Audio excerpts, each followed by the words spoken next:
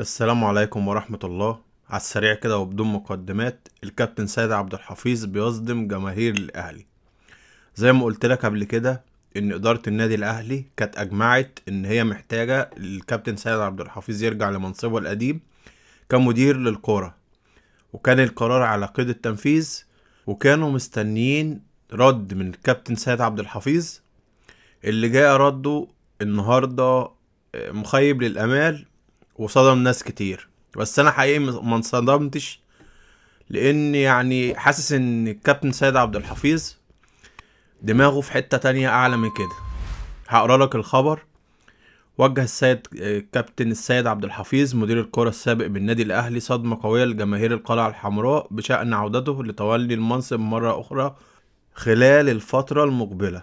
وقال السيد عبد الحفيظ في تصريحات عبر قناة MBC مصر واحد: انا شايف ان فريق الاهلي ماشي بشكل كويس خلال الفترة الاخيرة، وخالد بيبو ادى اداء كويس في منصب مدير الكورة، وارقام الفريق كانت جيدة. واضاف: والفريق حاليا لسه كسبان السوبر المصري ووصل نصف النهائي كاس العالم. صحيح لم يوفق امام باتشوكا، لكن كسب قبلها العين الاماراتي في بطولة برضه، فماشي بشكل كويس ولسه في بداية موسم. وتابع: وفي الدوري بقى لو كسب يوم الخميس المقبل امام المصري، وده الاهم من سيد ومن غير سيد، هيوصل للنقطة 11 ويتصدر من بدري، ولسه فاضل مباراة مؤجلة. فموضوع الافراد ومين مش موجود، مين موجود ومش مين مش موجود، ده مش سياسة الاهلي. واتم: انا شايف اني كنت مرحلة والحمد لله اديتها بشكل كويس قوي. منظومة النادي الاهلي ساعدتني بشكل كبير، وفقنا في بطولات كتير واخفقنا في بطولات اخرى، لكن كانت مرحلة وانتهت، وقد يكون هناك في المستقبل حاجة تانية. ايه هي؟ انا مش عارف حتى الان. زي ما قلت لك، انا كعبده كمشجع اهلاوي حاسس ان الكابتن سيد عبد الحفيظ دماغه في حتة تانية اعلى من كده.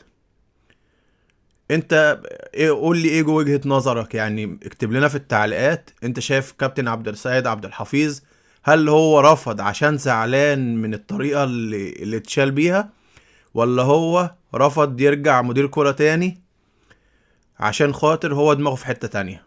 الكابتن احمد شوبير يكشف تفاصيل انتقال تريزيجيه للنادي الاهلي.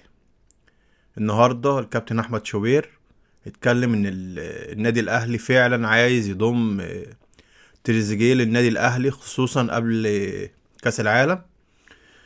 والكابتن احمد شوبير كشف ان التفاصيل النهارده في الخبر اللي هقراه لك دلوقتي. كشف الاعلامي احمد شوبير عن تفاصيل انتقال الدولي المصري محمود حسن تريزيجيه لاعب الريان القطري والمعار من طرابزون سبور التركي الى ناديه السابق الاهلي للمشاركة مع الفريق في بطولة كاس العالم للأندية 2025.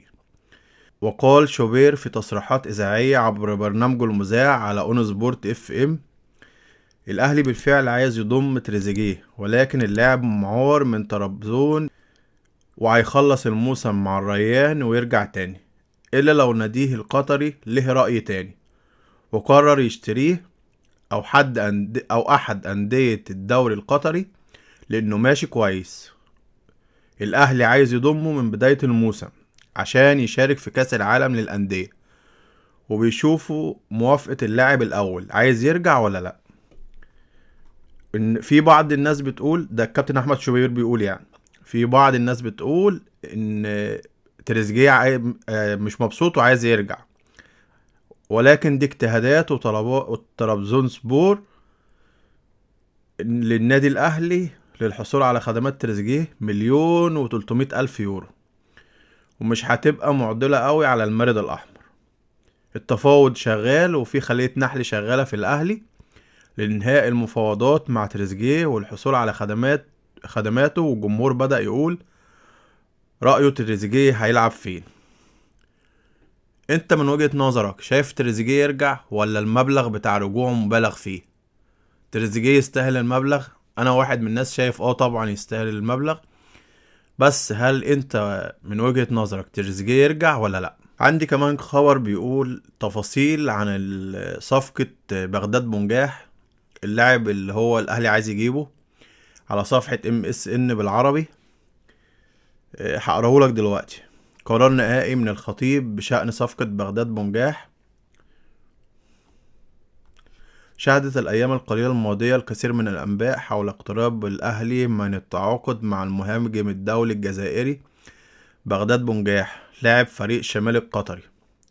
ويتواجد بغداد بنجاح حاليا في مصر، حيث يقضي أجازة قصيرة وينتظر أن يعقد جلسة مع محمود الخطيب رئيس النادي الأهلي مساء اليوم أو قبل نهاية الأسبوع الجاري قبل عودته إلى قطر.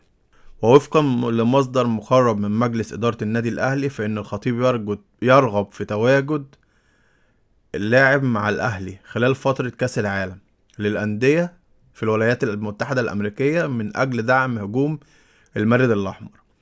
وأضاف المصدر أن بغداد بنجاح لن يكون متواجدا مع الأهلي في فترة الانتقالات الشتوية الجارية، ولكن الخطيب يخطط لضمه في شهر يونيو المقبل، وذلك في ظل المقابل المادي الكبير الذي اشترطه ناديه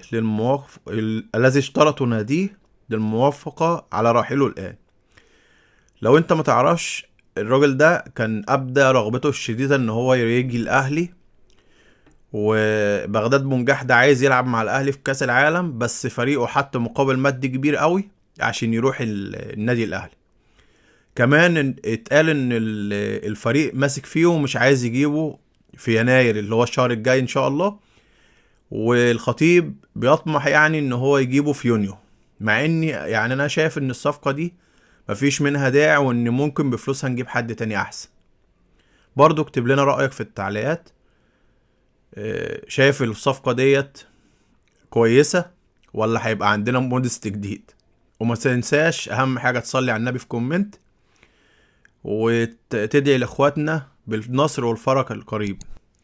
شيرك ولايكك الجميل، لان دعمك لينا هو اللي بيخلينا نستمر. السلام عليكم.